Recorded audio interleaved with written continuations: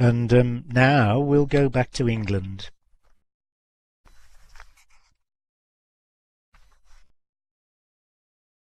This story is called The Hand of Glory.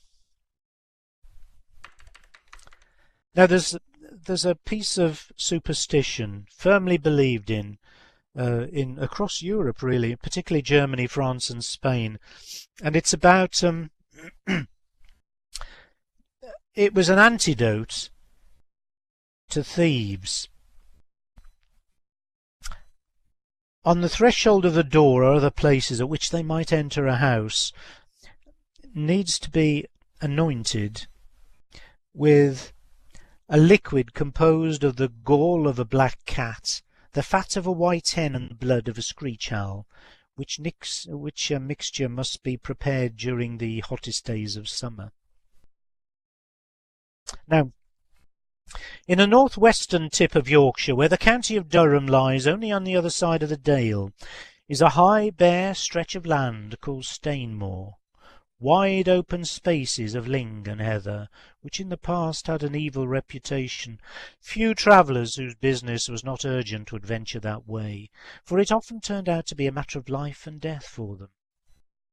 The most desperate of outlaws congregated there, and from very early times there are records of the monks of Durham extending their sanctuary to those like Adam Ewbank, who on the 10th of October 1487 rang the bell and begged to be admitted, having slain a man on Stainmoor.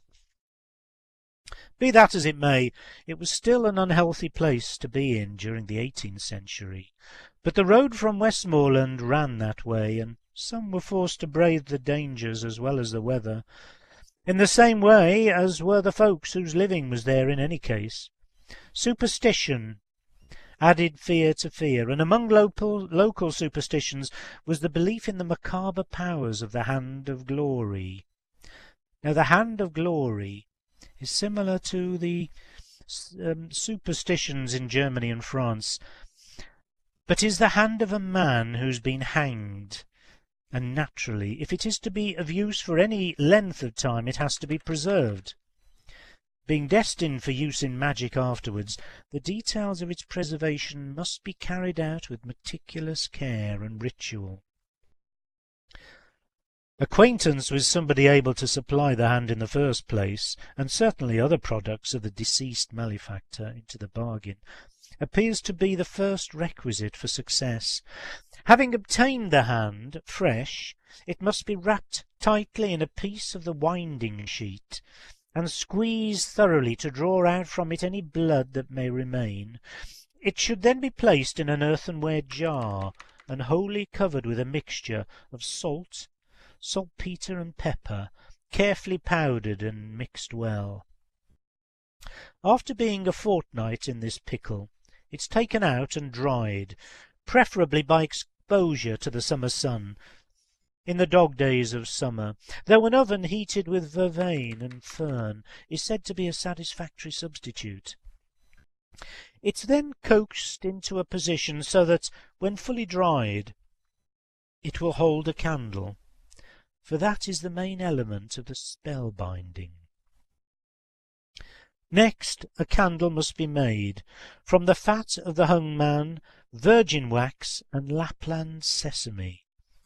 The candle is set firmly into the pickled and dried hand, and when the candle is lit, the owner of this grisly object has it within his power to render those in its immediate vicinity as incapable of motion as if they were dead. One evening at the end of the 18th century, a weary female traveller arrived at the Spittal Inn on Bowes Moor. She asked for shelter from the weather for the night, as a dreadful storm was raging.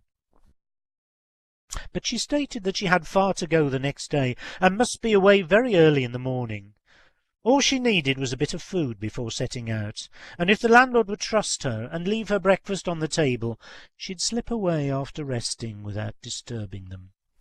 She was too poor to take a bed, but would be grateful to be allowed to sit by the dying fire until she'd set forth again. Now the landlord was a bit uneasy at the request. For it so happened that he'd been that day to Borough Fair, and had returned with a considerable amount of money as a result of selling sheep. But he couldn't send the poor woman away at such a late hour on such a night, so at last he reluctantly agreed, on condition that his serving-maid should stay up and remain with the stranger until she'd had her breakfast and departed. He and his family then retired upstairs to bed, leaving the disgruntled servant girl to get what rest she could in the strange woman's company. The traveller sat in a chair pulled up to one side of the hearth, and the girl, thinking to get at least some sleep before the dawn of another hard day's toil, stretched herself full length on the old wooden settle at the opposite side of the room. She closed her eyes and attempted to sleep, but somehow sleep wouldn't come. Yet she was not disposed to talk to the strange woman, who also appeared to be dozing on and off, so she kept her eyes closed and pretended to sleep, even now and then giving a gentle snore. She felt that the traveller was watching her, and in her turn she peeped now and again through half-closed lids at her companion. It was during one of these surreptitious glances that she saw a sight that filled her with considerable unease. The stranger had moved in her chair and stretched out her legs, and from beneath the skirts the servant girl had a glimpse of what were undoubtedly male breeches and a pair of men's thick boots. Frightened though she was an intelligent girl, and realized that safety lay in keeping calm and thinking quickly. With great self-control she turned over once or twice as if seeking a more comfortable position, closed her eyes tight, and turned her breathing to a low, regular, gentle snore. The traveller was taken completely in by this act, and after a minute or two roused himself and stood up, while the girl, continuing to breathe deeply, squinted at him in the glow of the dying fire as well as she might. He took from his pocket a dead man's dried and pickled hand, set it on the table, and fitted a candle into it. Then he lit the candle with care, coaxing the wick to a steady flame, and picking it up went to the settle upon which the terrified girl lay. He bent down and passed the candle to and fro over her whole length, saying as he did so, "Let 'em sleep who are asleep, and let 'em as be awake stop awake." Then he set the hand of glory down in the middle of the table, and drawing back the window curtain said, "Flash out the flame, hand of glory." Immediately, although it seemed to the terrified girl, the flame leapt up to twice its original size. Then the robber opened the door to the road and stood on the top step whistling up his companions, who were watching and listening for his signals. The girl jumped up with alacrity, crept after him, and coming up behind him pushed with all her might, so that, taken completely by surprise, he pitched down the steps and into the road. She slammed the heavy door and barred it, and then rushed upstairs to wake her master. First she knocked on the bedroom door, but getting no answer, pounded it with both her fists. Still hearing nothing from within, she opened the door and went to the bed, calling for her master and mistress to wake, but they lay as if dead. She screamed and shook them roughly, dragging off the coverlets and doing everything she could think of to rouse them, but still they slept on as in a trance. From the room where the innkeeper's grown-up son slept, the silence was just as complete, in spite of all her attempts to wake him. By this time the stranger had picked himself up, and his companions had arrived. She could hear them talking and cursing in the road outside, preparing to break in. Something had to be done, and quickly. Being a local girl, she had heard tales of the dreadful powers of the Hand of Glory, and was in no doubt that that was the instrument of evil burning on the table that was the cause of the trance into which her employers had fallen. The courageous girl left off her futile efforts to get them up, and ran downstairs to where the grisly candle still burned. Looking round for some way of dousing it without actually having to touch it, her eye fell on a bowl of fresh milk she had set aside the evening before to be skimmed in the morning. Grabbing up a wide pan, she threw the entire contents over the hand, and the candle spluttered and went out. Immediately the family upstairs roused, and rushing up to them, the girl told them quickly all that had happened. The landlord's son, arming himself with a gun, went to the window to parley with the men, a little surprised that they hadn't made off at the first signs of resistance from within the inn.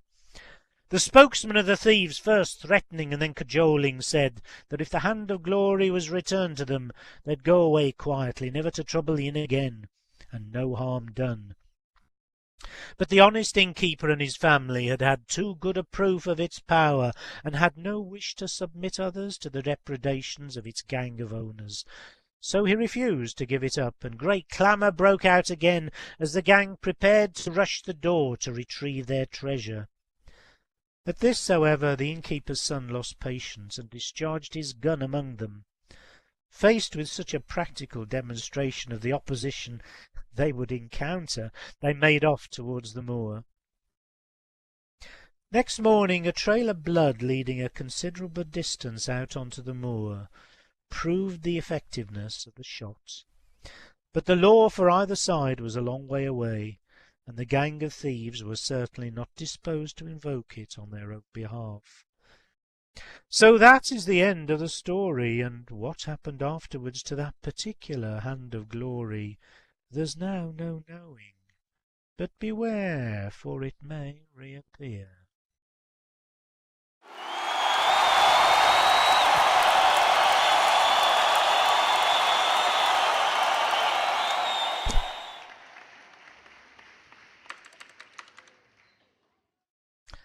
I do have other stories, but we could be here all night, really, so perhaps I should end there. How old are the stories? Well, they're from different ages, really. I think most of the ones I told you are were written down perhaps around the 18th and early 19th century, but I think some of them were probably told orally for centuries before that. I mean, the standing stones could be almost as old as memory. The stones themselves are certainly prehistoric. So who knows? Who knows the true origins of these tales? It's interesting that some stories change their form and are added to and develop and sort of grow over the centuries. Other stories are repeated word for word, and sometimes people who've written down stories at different times, maybe 100 years apart, almost record exactly the same wording as on the previous occasion. It's really fascinating. But you know, who knows? Who knows the age of these stories? So there we are. I'm glad that Sarah enjoyed the stories. I hope all the rest of you did. It's certainly fun reading them and finding them and telling them, and sometimes writing my own. I think one day in the future maybe I'll come and tell you some of my stories that are rather more modern folk tales, but folk tales nonetheless. So thank you all very much. Thank you, Si, for being hostess and for welcoming me. Thank you for your generosity with tips and so on. And I wish you all a very good night and a sound sleep with very pleasant dreams, and certainly no black monks amongst them. Good night to you all.